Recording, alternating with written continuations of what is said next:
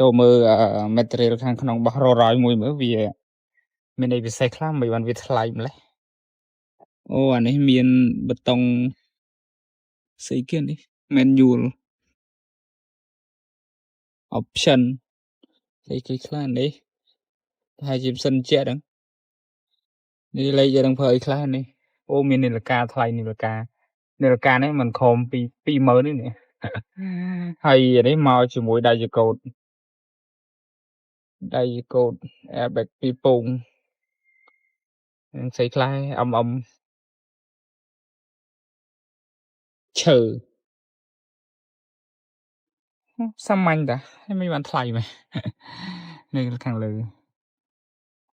អើយររយតែនេះដល់ឆ្នាំសូនម៉ែនេះ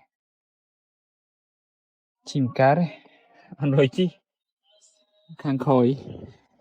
តែអូមានអារម្មណ៍ថាវាមិនមែនជាប្រភេទឡានទំនើបទេអានេះប្រភេទឡានប៉និតមែនតើប៉ុន្តែសាមញ្ញនេះបើកមកអូមាននេះ file ឆាច់